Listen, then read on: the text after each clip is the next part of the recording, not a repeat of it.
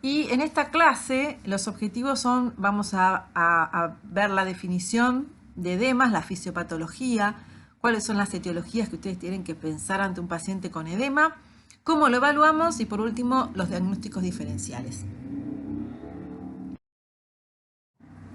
Primero vamos a pensar a hacer un repaso de los componentes del agua corporal total. El agua es el componente más abundante del organismo. Tengan en cuenta que corresponde a un 60% del peso corporal magro en un adulto, que corresponden más o menos a 40 litros. Esto va a modificarse de acuerdo a la edad y al porcentaje, y es expresada en porcentaje de peso corporal. Fíjense cómo a medida que vamos cumpliendo años, que vamos pasando en la vida, el agua corporal total va disminuyendo. Y por supuesto que disminuye, como les dije, varía en función de la edad, del género y del hábito corporal. Y nos vamos a referir a la ACT, cuando ustedes vean en esta clase estas siglas, es el agua corporal total. Para que recuerden, ¿sí? El agua es una molécula que traspasa todo tipo de membranas, ¿sí? Generalmente las membranas celulares son permeables al agua. Y a partir de la presencia de dos compartimentos que están separados por una membrana, hay moléculas que no pueden pasar de un lado al otro para homogeneizarse. Entonces, lo que hace el organismo para homogeneizar es el transporte de agua. Entonces, vamos a tener que si un compartimento está más concentrado que el otro, el agua va a pasar de un lado hacia el otro, hacia el que está más concentrado. Y eso es importante que lo recordemos porque eso pasa entre los distintos tejidos y compartimentos que nosotros tenemos y que tenemos contenido de agua. Entonces, ¿cómo se distribuye esta agua corporal total? Se distribuye principalmente primero en dos grandes compartimentos principales que tenemos. Uno es el compartimento intracelular y otro es el extracelular. Entonces, en el intracelular, fíjense que está los 2/3 del agua corporal total, que serían aproximadamente unos 25 litros de agua o de fluidos. Y el agua extracelular corresponde al tercio restante, que son 15 litros de agua.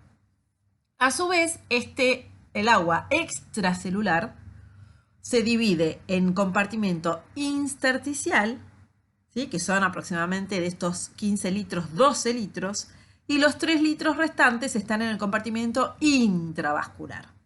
Entonces, el agua se distribuye en el compartimento intracelular, que es el más abundante, y en el extracelular. A su vez, el extracelular se divide en intersticial o intravascular. El intersticial, fíjense que contiene mayor cantidad del volumen del extracelular que el intravascular. Entonces, el intracelular, 2/3, se considera como el primer espacio. El líquido extracelular, 1/3 del agua corporal total, se considera como el segundo espacio. Y dentro de esto tenemos el intersticial y el intravascular.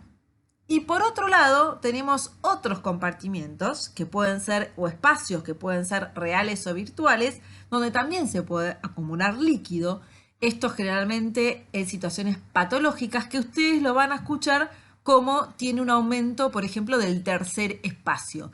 ¿Y qué es este tercer espacio? El primer espacio es el líquido intracelular. El segundo espacio, el extracelular, que a su vez se divide en intersticial e intravascular. Y el tercer espacio es cuando aumenta el líquido en la pleura, en el peritoneo, en el pericardio y en el retroperitoneo. ¿Sí? Hay patologías que pueden acumular mucho líquido peritoneal, por ahí pericárdico y pleura se acumula líquido, pero no tanto como en un abdomen, por ejemplo, en una pancreatitis puede haber una gran cantidad de líquido en el peritoneo o el retroperitoneo, se llama tercer espacio. Y eso puede afectar, ¿sí?, la distribución del agua, de los fluidos, inclusive la hemodinamia de un paciente. Entonces, al aumento de líquido en espacios virtuales o reales, que generalmente no tienen mucha cantidad de líquido o no tienen líquido, se lo llama tercer espacio. Entonces, es importante que ustedes que repasen o repasemos, ¿sí?, la ley de Starling, que establece cómo se dan las fuerzas que determinan el intercambio capilar e intersticio de fluidos. O sea, cómo hay un intercambio entre el intersticio y el capilar. Recuerden que por un extremo hay reabsorción de líquido y en el otro extremo hay filtración de líquido. Y esto pasa en esta interacción del capilar y del intersticio. La dirección y la magnitud del movimiento del agua a través de la pared capilar está determinada por la suma de las presiones hidrostáticas y osmóticas que existen a través de las membranas. La presión hidrostática capilar es el determinante de la filtración capilar y la presión osmótica determina la reabsorción. Entonces, es importante que tengamos primero este gran concepto, ¿sí?, donde el intercambio de fluidos va a depender de la relación del intersticio con el capilar, pero va a depender de las presiones hidrostáticas y osmóticas, ¿sí? Tomamos al intersticio y al capilar como dos compartimentos que tienen una membrana. Entonces, va a tender a salir líquido, a filtrar líquido del capilar hacia el intersticio por la presión hidrostática capilar. Y va a tender a reabsorberse líquido del intersticio hacia el capilar por medio de la reabsorción por la presión osmótica. Entonces, a partir de estos conceptos, vamos a definir a qué le llamamos edema. Y le llamamos edema a la acumulación excesiva de fluido, que puede ser líquido, agua y sal, en células, tejidos o cavidades serosas, en los compartimentos que dijimos, intracelular, extracelular o reales o virtuales. Tenemos el primer espacio, el segundo espacio y el tercer espacio. Entonces, ¿qué es un edema? Es la acumulación excesiva de fluido en células, tejidos o cavidades serosas. Es un aumento clínicamente evidente del volumen del líquido intersticial. O sea, para hacer la definición clínica, porque una cosa es la teoría, como es la acumulación excesiva de fluidos en células, tejidos, pero para que yo lo vea clínicamente, lo que tiene que aumentar es el volumen del líquido del intersticial, que acuérdense que forma parte del líquido extracelular. Se hace evidente clínicamente cuando yo tengo un aumento de 3,5 a 5 litros del volumen intersticial, ¿sí? Para que yo vea un paciente consulte por edema o lo vea el edema, cuando veamos cómo tenemos que evaluar un paciente con edema, tiene que tener 3,5 a más hasta 5 litros de aumento del volumen intersticial, que eso lo hace evidencia clínica, que yo lo pueda ver, que el médico pueda ver y que el paciente se pueda notar con edema, ¿sí? Bueno, ¿cómo puede ser? ¿Cómo podemos ir descifrando y tratando de entender el edema? El edema puede ser causado por causas generales o causas locales. Entonces ahí yo voy a tener un edema localizado en un área del organismo o puedo tener un edema generalizado. Cuando tengo un edema generalizado, masivo, que afecta el intersticio, las serosas, por ejemplo, que tiene ascitis, que es la acumulación excesiva en la cavidad peritoneal, hidrotórax, que es en las pleuras, o derrame pericárdico, todo eso se llama anasarca. Cuando yo tengo un edema generalizado del primero, segundo, tercer espacio, cavidades virtuales, se llama anasarca. La ascitis es la acumulación de líquido en la cavidad peritoneal y el hidrotórax o derrame pleural es en la cavidad pleural. Entonces, para que ustedes empiecen a adquirir estas palabras, estos conceptos. Edema puede ser, entonces el edema es el aumento del volumen intersticial, ¿sí? El aumento de los líquidos, de los fluidos en la célula, en el líquido intersticial, extracelular, intracelular, cavidades peritoneales. Ahora, para que yo lo vea clínicamente, tiene que haber un aumento del volumen del líquido intersticial a partir de 3,5 litros, ¿sí? Entonces, si es localizado, lo puedo tener localizado en la piel, o también generalizado en un ojo, ¿sí? En un brazo, pero la citis es la acumulación excesiva de líquidos en la cavidad peritoneal, el hidrotórax o derrame pleural en la pleura, puedo tener derrame pericárdico y puedo tener anasarca, que es el masivo generalizado.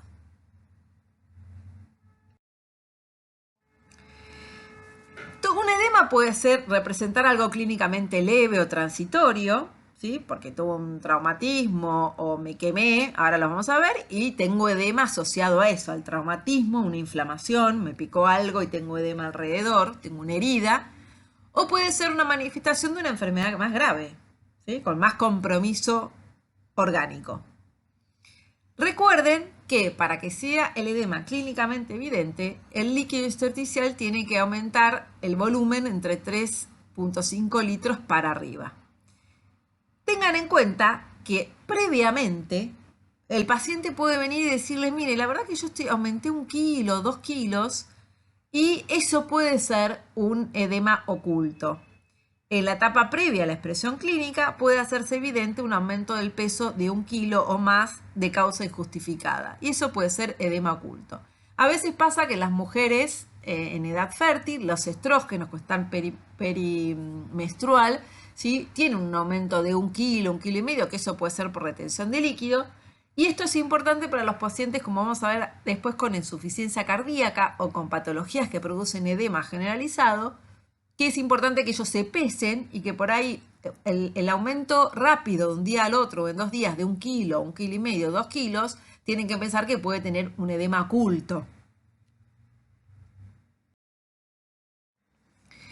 Bueno, vamos a ver la fisiopatología del edema. Dijimos que era muy importante tener en cuenta la ley de Starling, donde dice que hay una relación, un intercambio de fluidos entre el capilar y el intersticio que están determinados por presiones hidrostáticas y osmóticas. Pero fíjense que la ley de Starling tiene esta fórmula, donde K es el coeficiente de permeabilidad capilar, donde tenemos la presión hidrostática capilar menos la presión oncótica del espacio intersticial.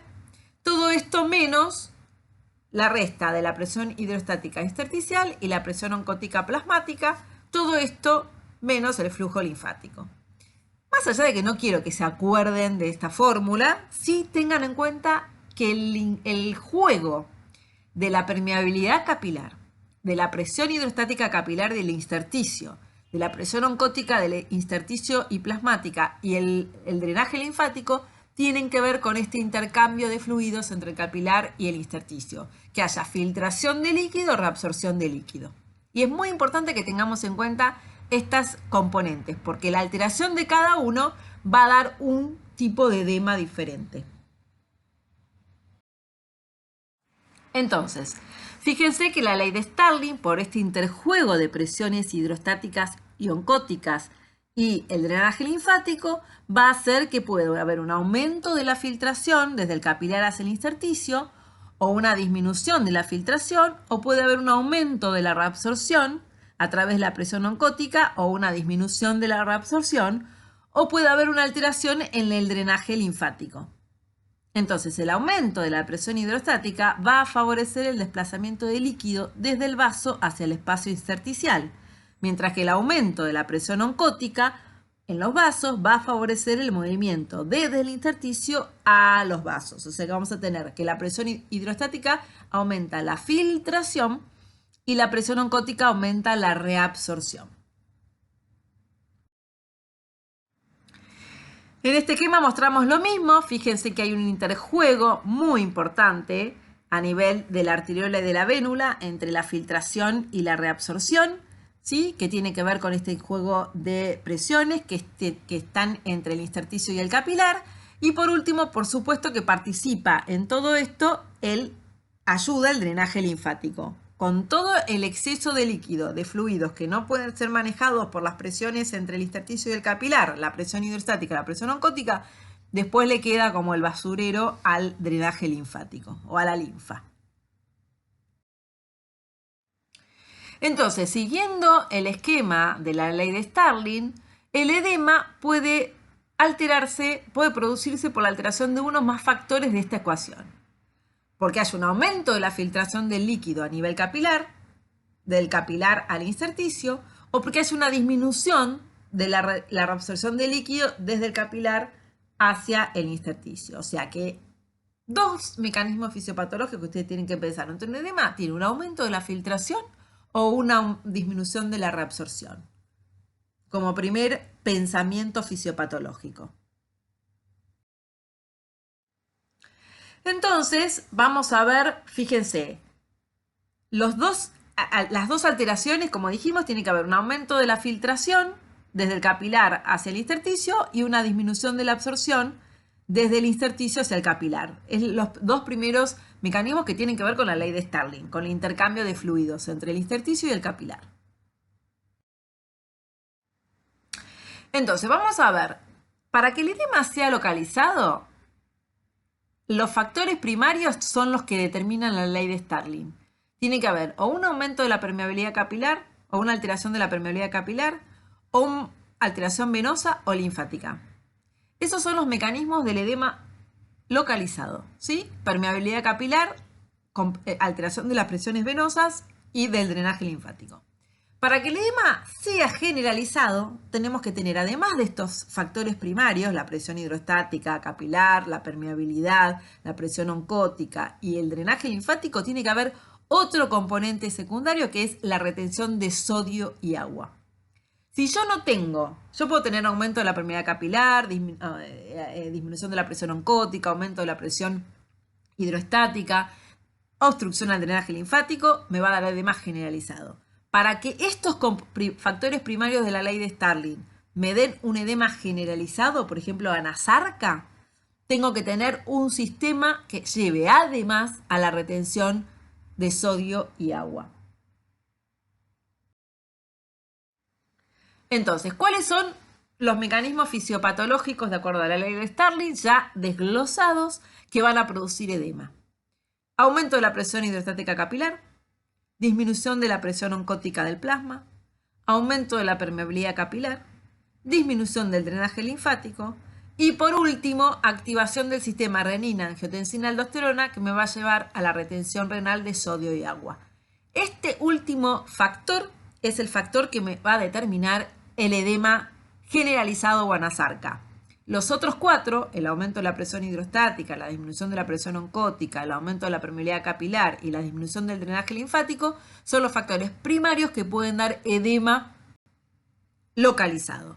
Van a producir edema generalizado cuando se active además el sistema renina-angiotensina-aldosterona para producir la retención renal de sodio y agua.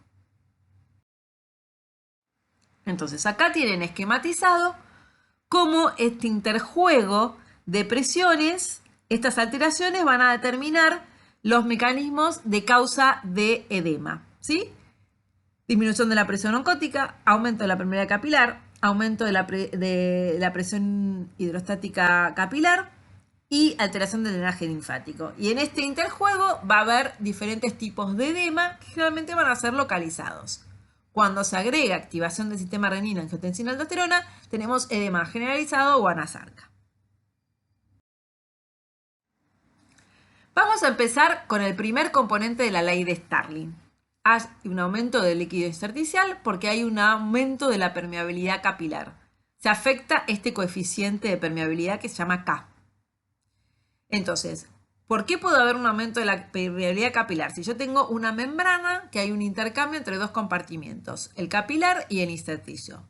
Cualquier alteración que aumente la permeabilidad capilar, porque se altera el endotelio, va a permitir pasaje de líquido del capilar hacia el intersticio y generalmente es un edema con aumento de proteínas de exudado desde el capilar hacia el intersticio. Esto va a dar sí o sí edema localizado de acuerdo a la injuria que produce este aumento de la permeabilidad capilar. Para que sea generalizado, que también lo puede producir, acuérdense, siempre tiene que haber activación del sistema renina-angiotensina-aldosterona. Entonces, el aumento de la permeabilidad capilar, que es alteración del componente K de la ley de Starling, va a producir un aumento del líquido intersticial por una alteración de la permeabilidad capilar, del endotelio capilar. Y fíjense que las causas pueden ser urticarias, picaduras, quemaduras, traumatismo, infecciosas como una celulitis o erisipela, alergias o hipersensibilidad a algún medicamento o a alguna comida, fármacos tóxicos y la irradiación. Esto puede producir edema localizado y generalizado. Este es un edema que generalmente se acompaña de inflamación, que puede ser local o generalizado, es decir, calor, rubor, dolor, ¿sí? El edema de la permeabilidad, aumento de la permeabilidad capilar, generalmente se acompaña de un líquido rico en proteínas y que se llama exudado y inflamación.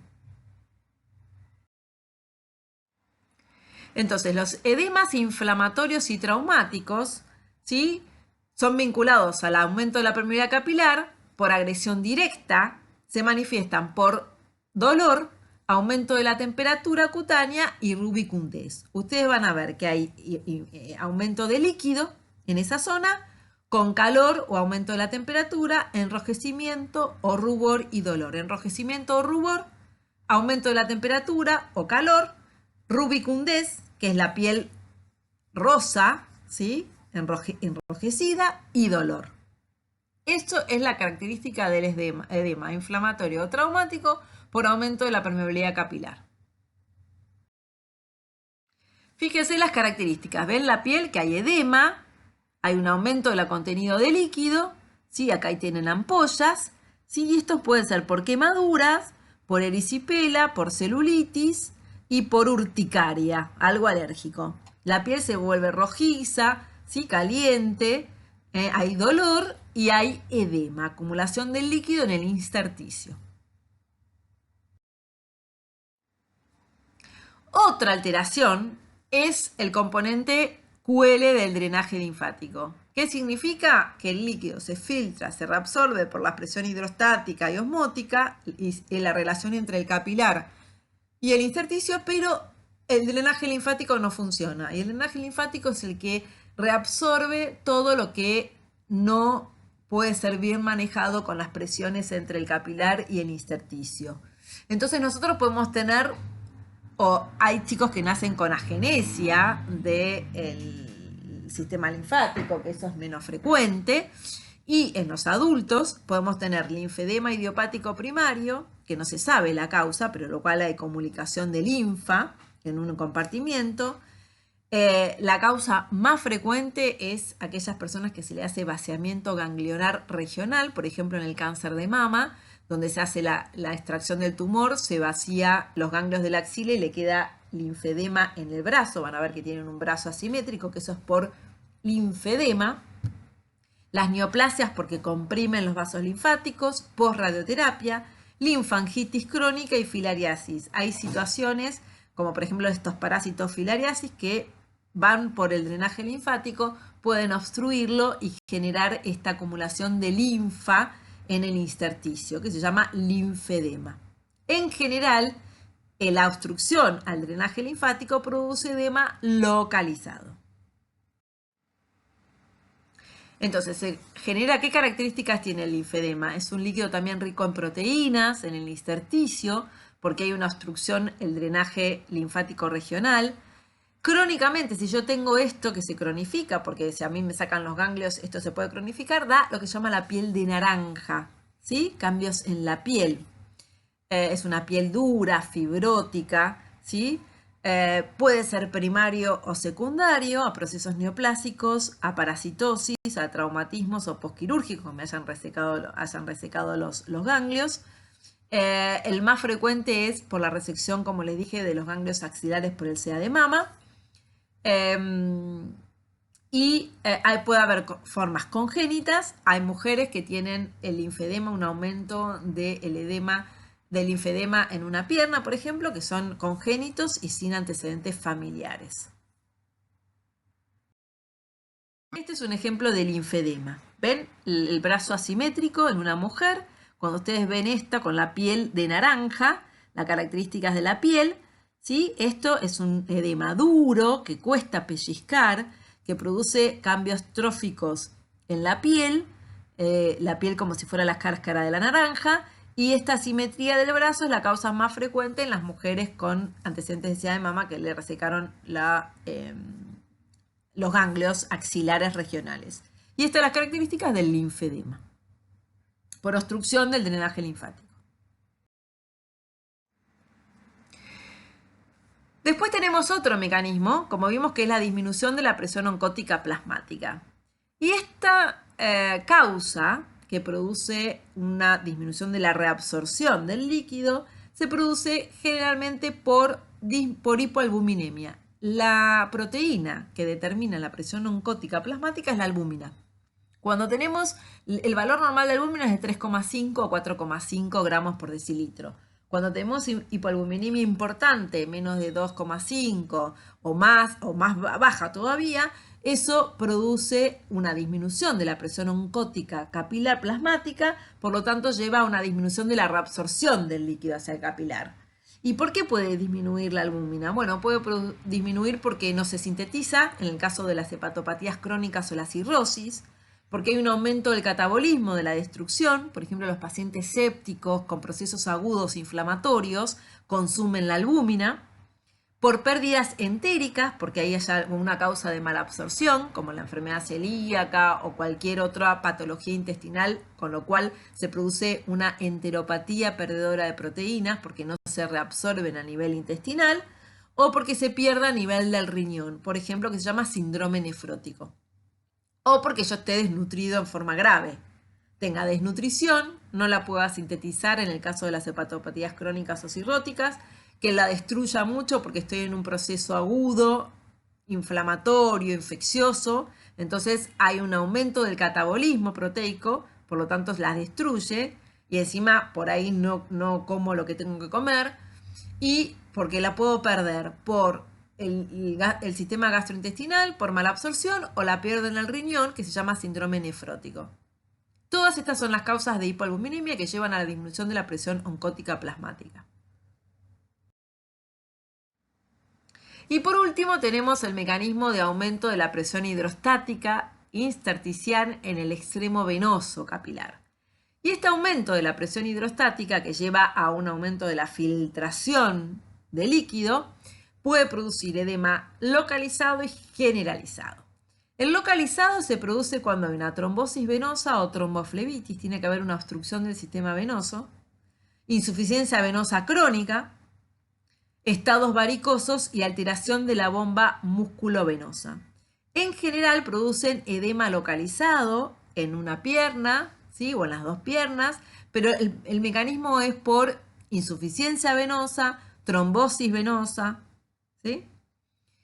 Para que cuando dan edema generalizado, porque este es el mecanismo en la anasarca, hay un aumento de la presión hidrostática del intersticio, secundaria a insuficiencia cardíaca, a pericarditis constrictiva, al embarazo y a las alteraciones del ciclo menstrual. Pero para que haya un edema generalizado, además de un aumento de la presión hidrostática del intersticio, tiene que activarse el sistema renina-angiotensina-aldosterona para que haya retención de sodio y agua a nivel renal. Entonces, el edema localizado por aumento de la presión se produce por aumento de la presión hidrostática, obstrucción venosa, trombosis venosa, insuficiencia venosa crónica, por obstrucción linfática del drenaje linfático, linfedema, linfangitis crónica, tumores compresivos, adenopatías, filariasis, resección de las adenopatías regionales, y las inflamatorias por aumento de la permeabilidad capilar, traumáticas, angioedema, urticaria, celulitis, quemaduras, vasculitis, distrofia simpática refleja. Todo esto va a dar una característica especial de edema, por ejemplo, la obstrucción linfática con edema de piel de naranja, la inflamación da calor, rubor y dolor, ¿sí? Y la obstrucción venosa, vamos a ver las características. Estas son las causas de edema localizado, las patologías que dan edema localizado.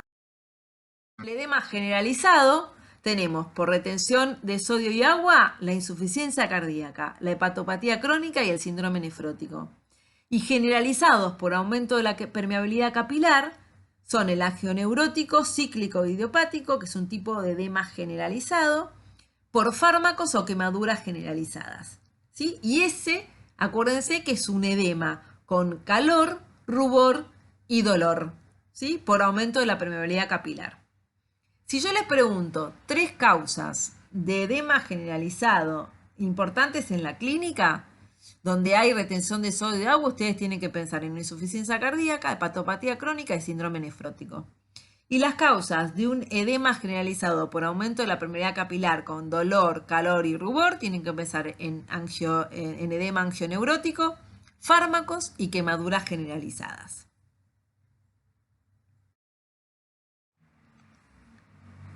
Bueno, ahora tengamos en cuenta que estas son las 3 entidades en las cuales el edema suele ser generalizado o anasarca. La insuficiencia cardíaca congestiva, que se produce por un aumento de la presión hidrostática capilar y presión venosa central.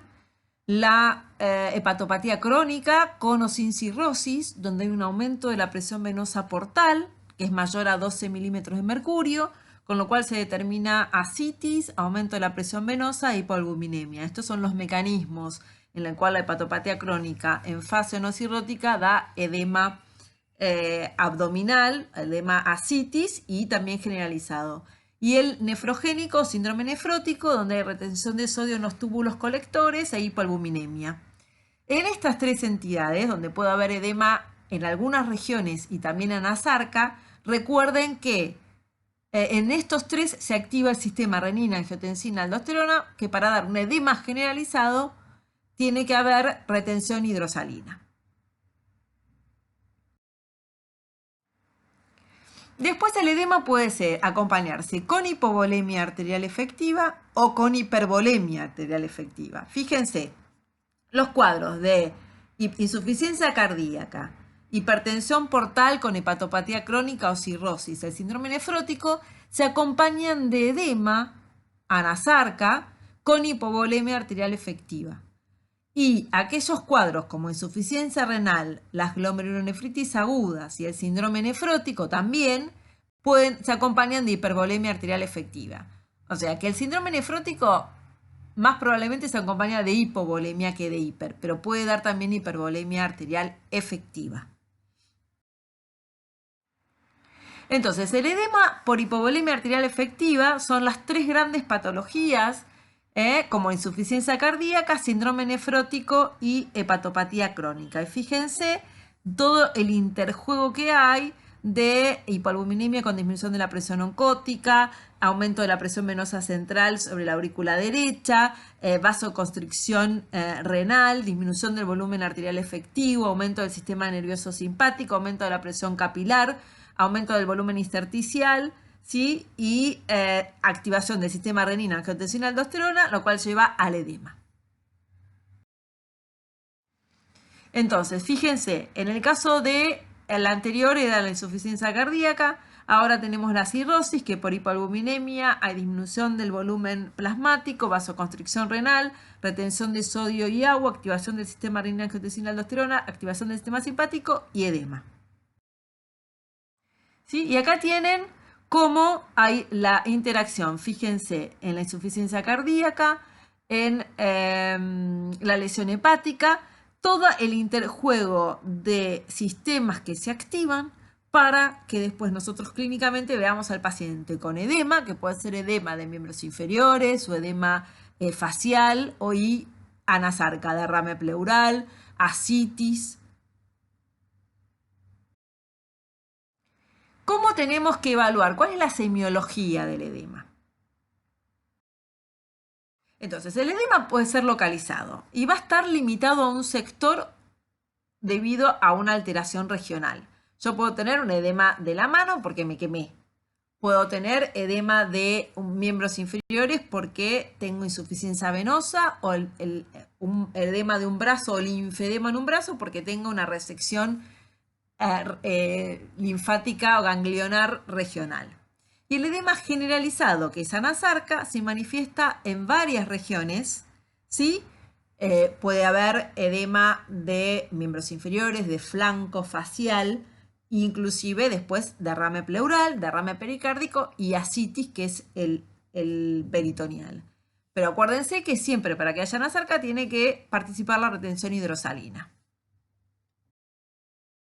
Entonces, el examen físico, nosotros tenemos que ir a buscar principalmente las zonas de declive del cuerpo, ¿sí? Donde ahí el tejido celular es escaso y laxo, ¿sí? Y eso va a depender si el paciente deambula o no deambula. Si el paciente deambula o está parado, donde voy a ver los edemas va a ser en los miembros inferiores, ¿sí? Si no, tenemos que buscar la región retromalleolar interna y externa, ¿sí? El dorso del pie, la región pretibial. Si el paciente está acostado, la región sacra, y también puede haber edema de escroto, y en los párpados. Y eso va a depender de si el paciente está acostado, si está parado, y de la etiología que ya vamos a ver. Pero tenemos que ir a buscarlo en las zonas de declive. Región retromalolar, dorso del pie, pretibial, sacra, escrotos y los párpados.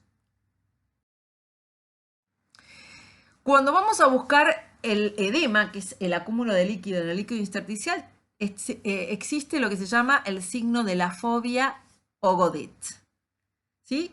Su búsqueda se realiza generando presión con el dedo pulgar sobre la tibia, el dorso de los pies y la región retromedular por 1 o 2 segundos. Se considera positivo cuando queda la impronta sobre la zona evaluada. Les queda la impronta del dedo. Fíjense que estos son todos los signos. Uno comprime sobre una superficie ósea. Fíjense el dorso del pie, la región anterior de la tibia, ¿sí? Y queda este hundimiento, esta hendidura, esta fobia marcada. Eso es un signo positivo que significa que hay edema del tejido intersticial en esa zona. Entonces, fíjense que existen grados. Esto es muy difícil de determinar, ¿sí? Pero existen grado 1 y grado 4. Grado 1 es cuando la fobia es leve, ¿sí? Sin distorsión visible del contorno y desaparece inmediatamente. 2, cuando mide 4 milímetros de profundidad y desaparece en 15 segundos. 3, cuando mide hasta 6 milímetros de profundidad y desaparece en 1 minuto. Y 4 es cuando es profunda, hasta 1 centímetro y persiste durante 2 a 5 minutos. Uno más o menos lo va viendo a ojo con la experiencia, pero existen grados de fobia, de 1 a 4. Una vez que nosotros identificamos que el paciente tiene edema, ¿sí? Con el signo de la fobia o Godet positivo, vamos a ver dónde está distribuido. Si es localizado o generalizado se llama Nasarca. El color de la piel, si hay palidez, si hay cianosis o rubicundez. Acuérdense que la rubicundez o el enrojecimiento me habla de un mecanismo más inflamatorio o traumático con aumento de la permeabilidad capilar. Si hay palidez o cianosis, puede ser un componente venoso o con hipovolemia efectiva. La temperatura, si es frío o caliente. ¿Sí? La consistencia, si es blando o es aumentada de consistencia, donde yo no puedo pellizcar la piel, eso significa que puede ser crónico por insuficiencia venosa crónica o porque la piel está dura como en el linfedema. Características de la piel, si hay algunas úlceras, hay pigmentación, hay lesiones tróficas que nos hagan pensar que esto puede ser una insuficiencia venosa. El cambio de color de la piel, si aparece durante a la mañana, si el paciente se levanta con edema, y un paciente que se levanta con edema facial generalmente habla asociado a un problema renal, insuficiencia renal o síndrome nefrótico. Si aparece durante el día, ¿sí? Generalmente puede ser por insuficiencia cardíaca o hepatopatía. Generalmente los edemas se reabsorben durante la noche. El paciente que tiene problema cardíaco generalmente se levanta sin edema y lo adquiere durante el día. Por eso a los pacientes hay que decirle que los zapatos, más pacientes que puedan tener daño en los pies, como por ejemplo los diabéticos, se tienen que comprar a la tarde, ¿sí? No a la mañana. Los zapatos tienen que comprar a la tarde porque hay un aumento del edema en determinadas patologías como la insuficiencia cardíaca que se dan durante el día y se reabsorben a la noche. La vinculación con la posición o el movimiento, ¿sí? Si qué medicamentos está tomando, qué alimentación tiene, si hubo algún evento agudo o esto es crónico o fue progresivo, ¿sí? Si es una mujer, si está en relación con el periodo menstrual. Y después, una vez que uno identifica el edema, tiene que ir a ver, de acuerdo a todas las causas que vimos, localizadas o generalizadas a los mecanismos fisiopatológicos, si hay otros signos o síntomas que acompañen al edema. Por ejemplo, si yo sospecho que tiene insuficiencia cardíaca o hepatopatía crónica o cirrosis o síndrome nefrótico, si hay otros síntomas y signos que acompañen a cada una de esas patologías.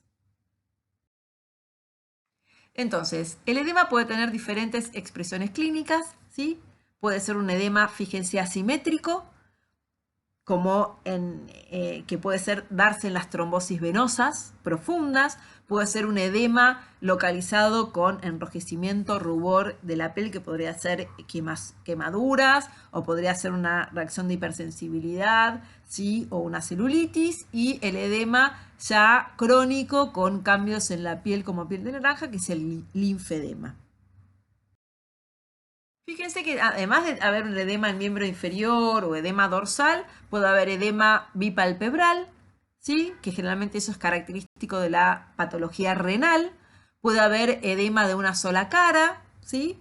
Puede haber edema en una herida, como vemos acá la esternotomía, con calor, con edema, con rubor, que puede ser signo de infección o inflamación, ¿sí? O edema de toda la cara, fíjense que eso habla de una paciente que puede estar en un estado crítico con insuficiencia renal o con un estado crítico que hay vasoplejía, vasodilatación y por lo tanto un acúmulo de líquido fuera del área vascular. Este paciente es un paciente característico que está semisentado, ¿sí? En anasarca, con el aumento del diámetro abdominal, que es por líquido ascitis. Entonces, un paciente puede venir a decir que tiene que dormir sentado, que se le hinchan las piernas y que disminuyó el ritmo diurético, ¿sí? Y otro puede decir porque ha aumentado el diámetro del abdomen, que esto es por ascitis. Y también un paciente puede tener edema de glotis, puede tener edema cerebral, edema de papila, ¿sí? Y edema pulmonar, donde van a ver una radiografía con mucha redistribución de flujo, ¿sí? Y una imagen compatible con edema pulmonar, edema de glotis, que viene que se le cerró la garganta y que no puede respirar, edema cerebral en una tomografía por una patología cerebral aguda o crónica, y edema de papila, donde ustedes le hacen el fondo de ojo y la papila, que en un fondo de ojo se ve perfecto los bordes, que es esta imagen de sol, y fíjense cómo los bordes están difusos. Entonces el edema, no solamente nosotros clínicamente lo podemos ver, lo vamos a ver en el abdomen, o si lo auscultamos que tiene derrame pleural, o tiene edema pulmonar, o edema de un brazo, de una pierna, pero también puede haber edema de otros tejidos, de otras estructuras, inclusive internas. Vamos a ver los edemas generalizados.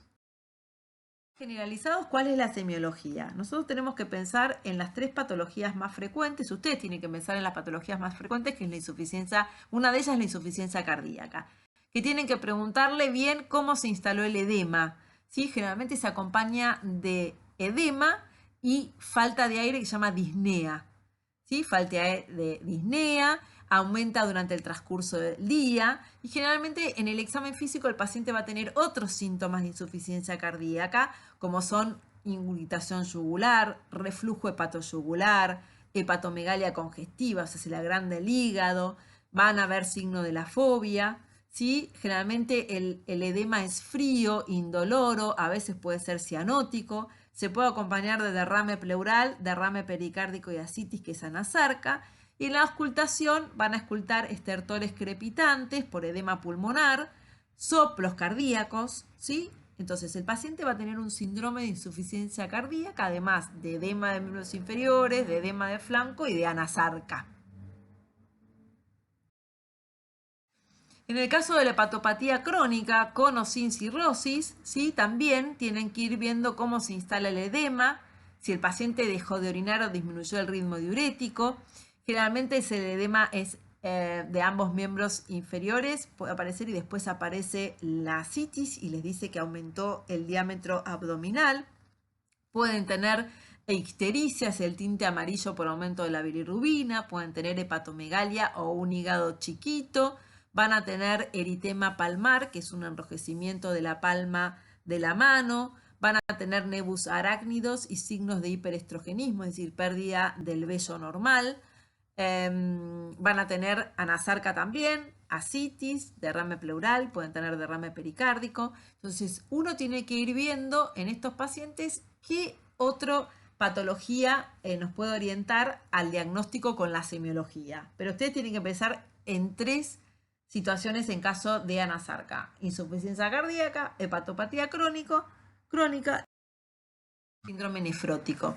El síndrome nefrótico siempre tienen que preguntar también, el edema suele ser de escasa magnitud, excepto que el paciente tenga una hipoalbuminemia muy importante, ¿sí? Suele ser matinal, ¿sí? Compromiso de los párpados y generalmente la palpación, la piel está en general bien.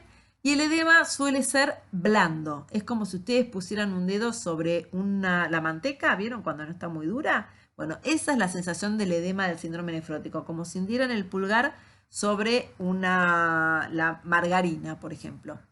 Puede ser pálido y también puede dar anasarca, es decir, ascitis, derrame pleural, derrame pericárdico, además de edema de miembros inferiores, de flancos y de párpados.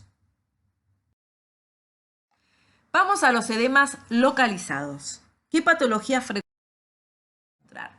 El edema localizado, uno de los más frecuentemente que ustedes van a ver, es el edema de origen venoso, ¿sí? Recuerden que existe un sistema venoso profundo y un sistema venoso superficial. El sistema venoso profundo está dado por la femoral común, profunda, superficial, poplitea, el tronco tibio peroneo, tibiales, peroneas y pedias. Y el superficial tenemos la safena mayor, menor y las accesorias. Uno puede tener edema venoso porque hay insuficiencia venosa crónica, porque hay trombosis venosa. La insuficiencia venosa crónica generalmente da edemas simétricos, ¿sí? Aunque puede ser unilateral si hubo un fenómeno post-trombótico, si hubo una trombosis y después quedó con edema unilateral, pero la insuficiencia venosa crónica, las varices y la insuficiencia de las venas safenas dan generalmente edemas crónicos. Si uno tiene una trombosis de la vena con flebitis, o sea, con inflamación, suele tener fiebre y es un cordón venoso palpable, con caliente, con una línea que sigue al cordón venoso, con calor, rubor y eritema. Y después tenemos el síndrome mediastinal como causa de edema, que es compresión de la vena cava superior que causa edema en el hombro, cuello y cara, que se llama edema en esclavina. Esto lo tienen que saber. Un paciente viene con toda la parte superior del tórax, con edema, con signo de la fobia, ¿sí? De hombro, cuello y cara. Eso es por trombosis de la vena cava superior y generalmente se da en el 95% por un tumor de mediastino o tumor pulmonar que comprime la vena cava. Síndrome mediastinal, edema en esclavina. La insuficiencia venosa crónica, fíjense, puede ser localizada o generalizada, donde ustedes van a ver. Fíjense que la piel es más oscura en algunas áreas, se llama dermatitis ocre. Hay palpación, fíjense, las venas se ven tortuosas, las superficiales, los cordones venosos, y hay estas flebectáceas, que son las famosas aranitas. Todos estos, los cambios de la hiperpigmentación de la piel, se llama dermatitis ocre, son todos signos de insuficiencia venosa crónica. El edema en esclavina, fíjense que, no sé si pueden ver acá, pero es el edema, fíjense cómo se ven las venas superficiales en el tronco, hombros, cuello, ¿sí? Región anterior del tronco, y eso se llama edema en esclavina, síndrome mediastinal por compresión de la vena cava superior. Y después tenemos la tromboflebitis, que es las venas superficiales que se trombosan, y fíjense en el recorrido de la vena hay como un cordón rojo, caliente, doloroso. Tromboflebitis. Bueno, ¿qué características tiene el edema de la trombosis venosa profunda? Es de aparición aguda, ¿sí? En el miembro inferior o superior donde se produce la trombosis, con signo de la fobia, por lo general es indoloro aunque puede doler y como es agudo no produce muchas alteraciones tróficas de la piel como en el caso de la insuficiencia venosa crónica. La temperatura y el color por lo general son normales, pero a veces puede producir por obstrucción severa cianosis, es decir, una temperatura más fría de la piel y un color más tirando a azul. Siempre que uno tenga una trombosis venosa profunda del sistema venoso profundo, tiene que buscar una causa desencadenante. O sea, ¿se puede dar espontáneamente sin un factor? Sí, generalmente uno tiene que buscar una trombofilia, un estado de hipercoagulabilidad.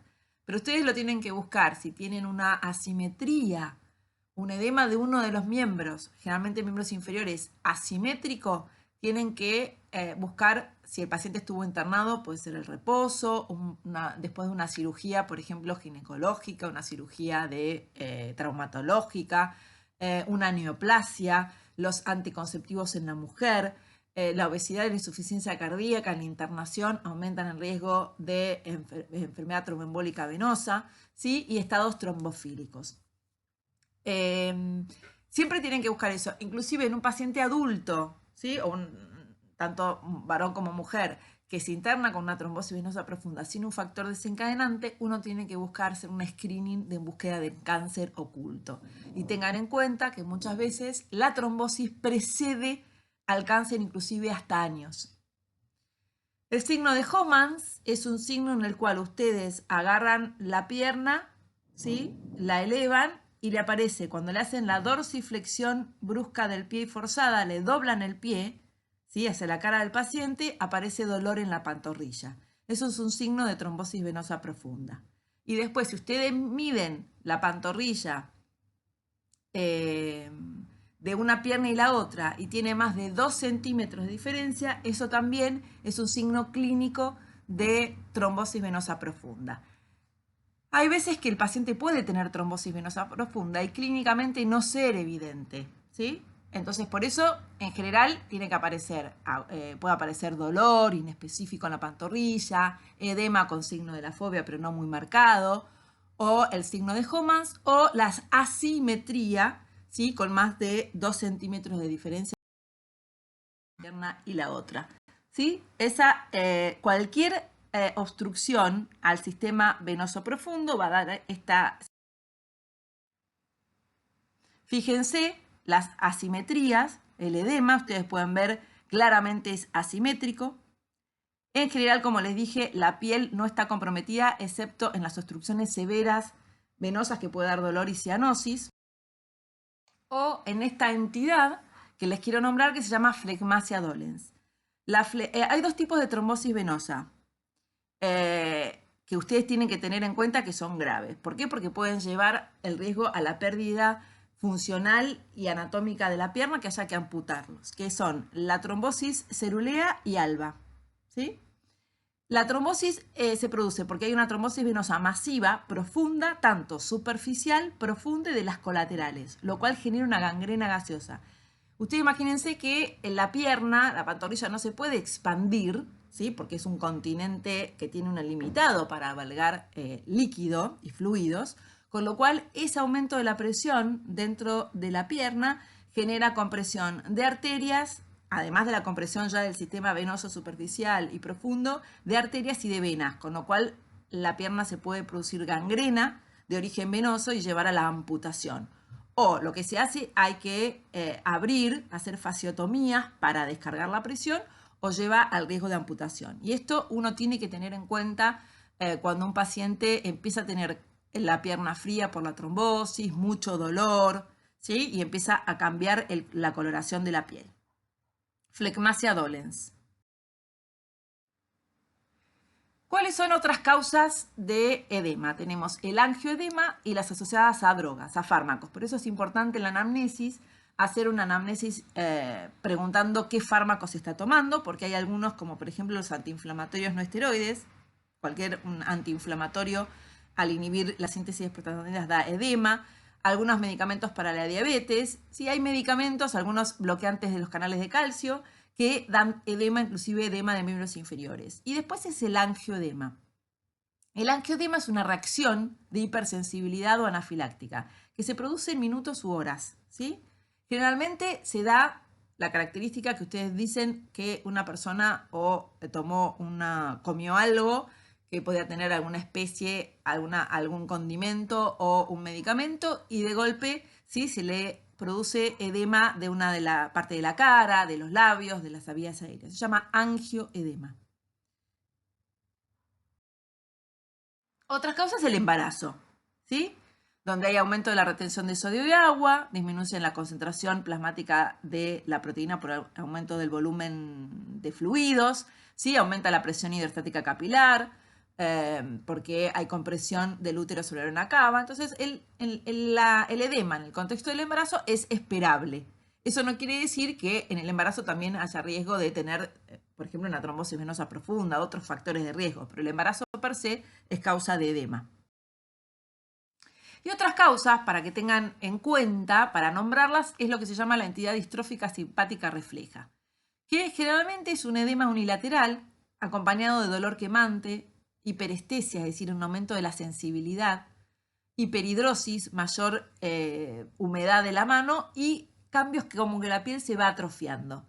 Eso generalmente es de causa neurológica. Hay un componente neurológico central o periférico. Entonces, eso tengan en cuenta. Cuando les aparezca una edema generalmente de los miembros superiores o miembros inferiores, que se acompaña con mucho dolor, quemante, ¿sí?, lesiones tróficas, piensen en la distrofia simpática refleja. Y otro, siempre que muchas veces en un miembro asimétrico, como puede ser después de un accidente cerebrovascular o de un traumatismo, puede haber edema, ¿sí?, por parálisis vasomotora, que se da esta entidad que se llama distrofia simpática refleja. Se las nombro para que la tengan en cuenta. Entonces, fíjense que el angioedema aparece después de una ingesta de un medicamento o una ingesta de algún alimento, ¿sí?, o de alguna reacción donde hay un edema localizado, se produce en minutos u horas. Lo que tienen que tener en cuenta siempre es el edema de glotis. Y la distrofia simpática refleja, fíjense que es por una alteración autonómica del sistema nervioso, donde el paciente tiene edema, pero tiene mucho dolor, ¿sí?, quemante, en el miembro afectado. Y después se van produciendo crónicamente cambios tróficos. Es para que lo tengan en cuenta cuando alguien consulte por edema, ver si tiene o no dolor y qué tipo de dolor.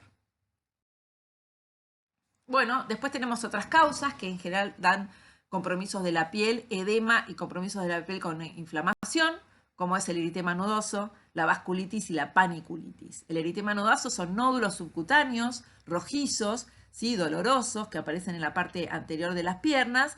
Se dan en mujeres jóvenes a veces asociadas a infecciones, a enfermedades sistémicas, sarcoidosis, tuberculosis, a fármacos. La vasculitis, que es la inflamación de la pared de los vasos, ¿sí?, que produce también nódulos, edema, púrpura palpable, que lo van a ir viendo, y la paniculitis, que es una inflamación del celular subcutáneo que da edema e inflamación. Estos todos se acompañan de inflamación de la piel, es decir, calor, rubor y dolor.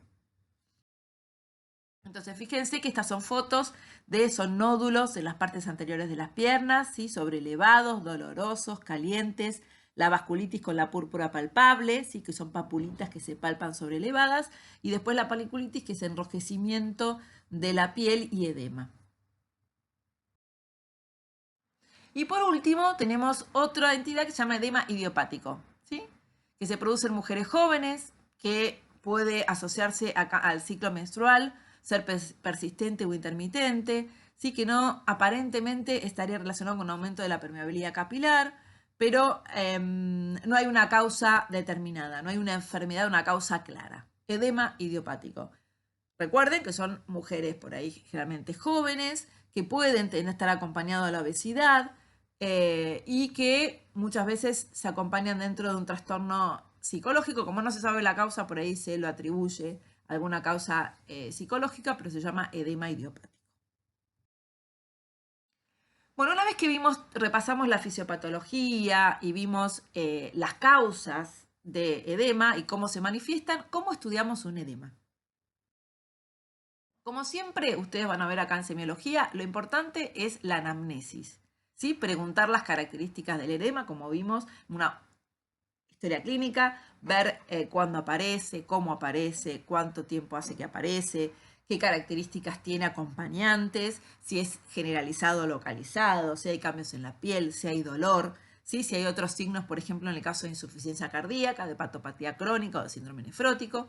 Y después, ¿qué es lo que vamos a hacer en el examen físico? Tenemos que hacer un examen físico completo, ¿sí? Ver las características de la piel, ver si el paciente tiene pulsos, el registro del peso diario y la medida de los perímetros, porque si el paciente dice que tiene ascitis y aumenta el diámetro, medir todos los días el perímetro, que el paciente se pese, controlar la diuresis, por si esto está asociado a insuficiencia cardíaca, hepatopatía crónica y síndrome nefrótico, ¿sí? Ver cómo están las yugulares, evaluar cardiológicamente, ver cómo está el ionograma, la función renal, un proteinograma, una proteinuria para ver si tiene síndrome nefrótico, si tiene insuficiencia renal, un sedimento urinario que nos pueda orientar a que te está perdiendo proteínas como en el síndrome nefrótico, cómo está el hepatograma, cómo está la función tiroidea, ¿sí? Y después, por ejemplo, si yo tengo ascitis, puedo hacer una punción que se llama paracentesis para estudiar ese líquido. Si tiene derrame pleural, hacer una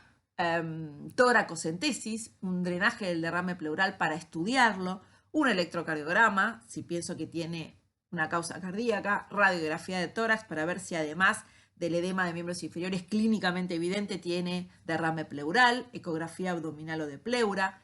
Para la trombosis venosa profunda se estudia con ecodoppler venoso, un ecocardiograma, tomografías y eso, la metodología de estudios me la va a orientar la anamnesis del paciente y el examen físico. Si yo me oriento a que tiene una trombosis venosa profunda, le voy a pedir un Doppler venoso. Si me oriento a que tiene insuficiencia cardíaca, le voy a hacer toda la evaluación cardiovascular y le voy a pedir un ecocardiograma. Si me oriento a que esto puede ser un síndrome nefrótico, le voy a pedir un examen de orina con una proteinuria y proteinograma. Si tiene una hepatopatía crónica, le voy a pedir un hepatograma y una ecografía abdominal para ver cómo está el hígado. ¿Me entienden? Todo esto nos va, el examen físico, la anamnesis nos va orientando a qué tipo de edema y qué estudio complementario. Lo que sí es importante para los pacientes con enfermedades crónicas que pueden producir edema generalizado, que ellos se pesen todos los días y que controlen la diuresis. Lo mismo si ustedes ven pacientes internados que se internan por anasarca, hay que pesarlos todos los días, hay que ver la diuresis en 24 horas. Entonces, el método de diagnóstico de la trombosis venosa profunda es el Doppler venoso, ¿sí? Y la fluorografía. La fluorografía es un método muy invasivo, que eso generalmente nosotros, los médicos clínicos, no lo solicitamos. Lo que sí solicitamos es el Doppler venoso. ¿Sí? Se utiliza con 3 criterios importantes. Es para determinar la trombosis venosa profunda, donde el ecografista puede ver directamente el trombo, que es una estructura hipocogénica visible dentro de la vena, ve que la vena tiene algo hipocogénico, o sea, más oscuro. Cambios producidos por la presencia del coágulo dentro de la luz, por ejemplo, distensión pasiva de la vena o ausencia de la compresión local y distal. ¿Sí? Él comprime con el traductor y ve que la vena no se colapsa. Y cambios en la dinámica del flujo venoso, o sea, como que hay un flujo disminuido. ¿Por qué? Porque hay un trombo dentro de la vena. Entonces, el Doppler me dice a través del operador, que es que lo hace, si hay una estructura hipocogénica dentro del trombo, si hay un trombo visible, si la vena se comprime o no, si se comprime o no con el transductor, significa que al no comprimirse no está distendida porque tiene el coágulo, y cómo está el flujo, si hay una parte que el flujo no pasa porque está la trombosis, ¿sí? Entonces, esto es importante para que ustedes tengan en cuenta qué es lo que van a esperar del informe de una ecodoppler venosa. Entonces, falta de compresión de la vena, falta de compresión de la vena, ausencia de flujo, ausencia de respuesta a la maniobra de Valsalva, ¿sí? Y visualización de la imagen intraluminal compatible con un trombo. Esto lo hace el ecografista, ¿sí? Sobre la vena con un traductor y le va a informar a ustedes lo que ve. Presencia del trombo, disminución del flujo o ausencia del flujo y falta de compresión de la vena por la presencia del trombo. ¿Sí? Estas son diferentes imágenes que ustedes van a ver. ante la presencia de trombosis venosa profunda. Esto es lo que va a ver el ecografista y es lo que les definitiva. Por supuesto que para un linfedema, ¿sí?, se utiliza principalmente la linfografía radioisotópica o la resonancia nuclear magnética, ¿sí? Esto para descartar una vez que uno quiera hacer diagnóstico de linfedema, ¿sí? Con esto se ayuda al diagnóstico. ¿Cuáles son los diagnósticos diferenciales que ustedes tienen que pensar? Hay dos elementos que pueden hacer pensar que en vez de un edema, ¿sí?, con aumento de líquido en el celular subcutáneo de fluidos, el paciente tenga otra cosa, que son dos entidades, el mixedema y el lipoedema. El mixedema es acumulación no de fluidos normales en el intersticio, sino de sustancias mucinosas. Generalmente son proteínas ricas en ácido hialurónico, ¿sí? Y eso se produce en el hipotiroidismo, ¿sí? Hay engrosamiento de la piel, porque es sustancia mucinosa que engrosa la piel en las palmas de las manos, en las plantas, en los codos y en las rodillas, ¿sí? Y en el hipotiroidismo suele ser más generalizado, y en el hipotiroidismo en la región pretibial. Entonces, en la patología tiroidea, tanto hiper como hipo, se produce mixedema, que inclusive se puede dar también en los párpados, ¿sí? Pero no es fluidos de sodio y agua, sino es sustancias mucinosas que se depositan en el intersticio, proteínas ricas en ácido hialurónico. Y la otra entidad es el lipoedema, que es el depósito de tejido graso, ¿sí?, la famosa celulitis. Entonces, eso no es edema como nosotros lo llamamos, sino son mixedema y lipoedema. El mixedema, ¿sí?, la piel generalmente es indurada, se da en la región pretibial, ¿sí? Y la famosa celulitis, que es el lipoedema, que se llama mixedema o lipoedema, pero es porque hay acúmulo de grasa o acúmulo de sustancias mucinosas, pero no. Y por último, les quería nombrar esta entidad, ya que la diabetes está aumentando en prevalencia y muchos pacientes diabéticos tienen lo que se llama el escleroderma. Esto se da en pacientes diabéticos y obesos, se da generalmente en la región del cuello del tórax, que es una piel como de naranja, enrosada, ¿sí?, con edema. Generalmente se dan en adultos y eso es por compromiso de la glicación, compromiso de la glucosa sobre estructuras subcutáneas en los pacientes con diabetes. Entonces, acá para terminar tienen un diagnóstico diferencial de las características del edema venoso, del edema bajo en proteínas, del linfedema, del lipedema y del edema inflamatorio, para que tengan una idea para resumir toda esta charla que después la pueden leer. Entonces, para terminar, el edema es el aumento del volumen intersticial. Se produce por un aumento de la presión hidrostática intersticial, disminución de la presión oncótica plasmática, aumento de la permeabilidad capilar y obstrucción del drenaje linfático con o sin retención de sodio y agua. Puede ser localizado por patología venosa, permeabilidad capilar o linfática. Y para ser generalizado, que se llama anasarca, tiene que haber un aumento de la retención de sodio y agua a través de la activación del sistema renina-angiotensina-aldosterona, que se da en la insuficiencia cardíaca, en la hepatopatía crónica o el síndrome nefrótico.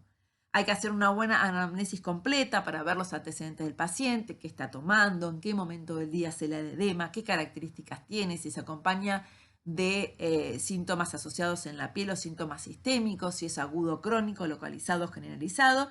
Y después vamos a ver los métodos complementarios de acuerdo a análisis de sangre, análisis de orina, ecografías y el Doppler venoso para la trombosis venosa profunda de acuerdo a la causa. Siempre pensar en los diagnósticos diferenciales que no son edema, como el mixedema, lipoedema o esclerodema, que son mucho menos frecuentes. Entonces, es importante que tengan en cuenta las características clínicas, fisiopatológicas del edema y cómo debemos estudiarlo. Gracias.